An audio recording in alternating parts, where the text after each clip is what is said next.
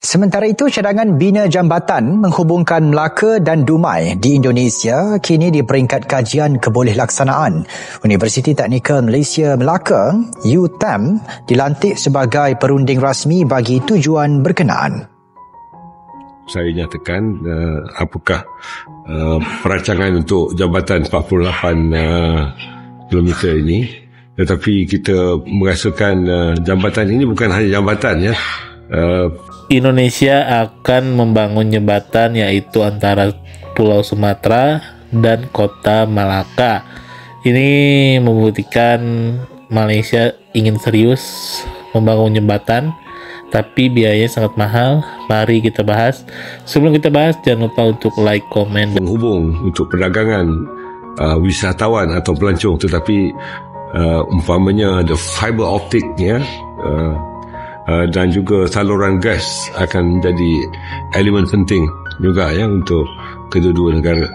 Majlis Pertukaran Surat Hasrat Malaysia bakal ada jambatan daripada Melaka sampailah ke Indonesia. Tapi kan, realistik tak idea ni? And kenapakah kerajaan negeri Melaka tiba-tiba nak buat jambatan ni? Jom Dawai explain. Jadi menurut Ketua Menteri Melaka iaitu Datuk Seri Abdul Rauf Yusof, di mana jambatan sejauh 47.7 km ini akan menghubungkan Penggalang Balak Melaka dan juga Dumai lah, iaitu Riau, Sumatera. And kerajaan negeri pun dah spend RM500,000 kepada syarikat perunding untuk mengkajilah cadangan ini, and then akan dibincangkan pula pada Majlis Perancang Fizikal Negara pada Januari 2026, sebulan lagi. And then barulah akan dibawa idea ini untuk dibincang pula kepada pihak Indonesia. So kenapa Melaka decide untuk push projek ni? Jadi antara sebab utama adalah di mana kerajaan Melaka nak bangunkan kawasan masjid tanah yang seluas 5,000 hektar sebagai zon perindustrian yang baru. Sebab dulu pun dah belajarlah dekat kawasan masjid tanah ni memang banyak hutan saja. So kalau dah transform nanti memang dahsyat lah kalau betul-betul kan mereka berjaya laksanakan zon perindustrian yang baru ini. Dan dalam masa yang sama, pelabuhan antarabangsa Kuala Linggi yang terletak kawasan berhampiran dijangka akan menjadi sokongan utama kepada aktiviti logistik, trade dan juga ekonomi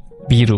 Jadi masuk ekonomi biru ni adalah sumber income yang datang daripada laut tapi dia tidak menjejaskan alam sekitar. Yang ni pun dah belajar ekonomi biru ni apa. Jadi menurut mereka, jambatan ini dilihat sebagai pemangkin catalyst untuk menarik pelaburan masuk ke Melaka dan rangsanglah pertumbuhan ekonomi, ataupun lebih tepat masjid tanah ataupun Melaka. Tapi sudah pasti ramai menyuarakan suara mereka. Mereka risau yang kos pembinaan akan menelan duit yang sangat-sangat banyak, sangat-sangat besar lah kos dia. Dan kalaulah negeri Melaka ataupun negara Malaysia ada duit pun, tapi kena ingat yang Selat Melaka ini adalah antara laluan kapal yang paling sibuk di dunia. Dan timbul jugalah isu tentang kebimbangan, risau terhadap keselamatan sempadan, khususnya pendatang tanpa izin, basically parti lah. Dan ada jugalah yang risau tentang impak kepada alam sekitar. Dan ada juga yang mempersoalkan adakah projek ini benar-benar berbaloi daripada segi pulangannya, boleh balik modal ke? Sebab memandangkan Dumai di Sumatera itu buat masa kini bukanlah tempat yang hebat lah ataupun gah lah dari segi ekonomi. So apakah benefit yang betul-betul bakal diterima nanti? So itulah menjadi persoalan sekarang. Jadi pendapat korang pula macam mana? Adakah korang rasa pembinaan Jabatan Melaka Indonesia ini patut diteruskan, ataupun lebih baik Malaysia fokus dululah untuk kukuhkan infrastruktur yang ada dekat Malaysia, contohnya tambah lane lagi banyak dekat highway plus-nya, asyik jam tu ke? So please guys, komen mana yang korang prefer, ke Indonesia ataupun better fokus dalam domestik dulu. Jadi guys, jangan lupa like video ni, komen pendapat korang, follow Daus untuk dapatkan banyak lagi news-news yang menarik macam ni. Jumpa lagi korang semua pada video akan datang. Ciao. dan subscribe-nya. Oke, let's go. Malaysia ingin membangun jembatan yang menghubungkan Pulau Sumatera dengan wilayah Malaka kembali mencuri perhatian publik Asia Tenggara. Gagasan ambisius itu disebut-sebut sebagai proyek infrastruktur lintas negara yang akan melintasi Selat Malaka, salah satu jalur laut tersibuk di dunia. Jika terwujud, jembatan ini diklaim akan menjadi penghubung darat terpanjang di kawasan ASEAN. Dari sisi Malaysia, proyek ini dikabarkan sebagai upaya memperkuat konektivitas regional, mempercepat arus perdagangan, pariwisata, dan logistik antara Semenanjung, Malaysia, dan Sumatera. Malaka disebut memiliki posisi strategis sebagai pintu gerbang sejarah, dan ekonomi, sementara Sumatera dipandang sebagai wilayah dengan potensi sumber daya dan pasar yang besar.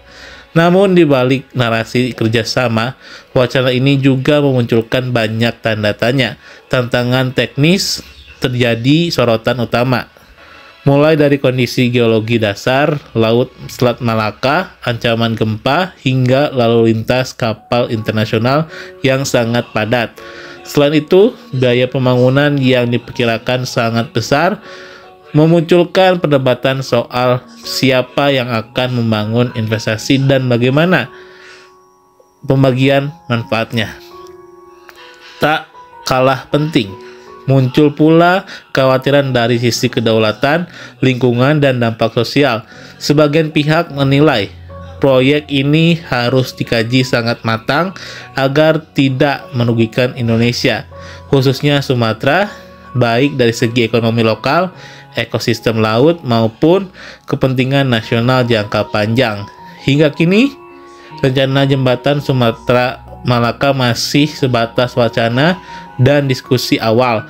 Meski terdengar megah dan visioner, realistisnya tergantung pada kesepakatan politik kedua negara, studi kelayakan yang transparan, serta persetujuan publik apakah jembatan ini akan menjadi simbol kerjasama besar Indonesia-Malaysia atau sekedar mimpi ambisius yang sulit diwujudkan. Waktu yang akan menjawabnya. Jadi menurut kalian gimana guys? Apakah ini kabar bagus atau kabar jelek? Tulis coba, jangan lupa untuk like, komen, dan subscribe-nya, oke?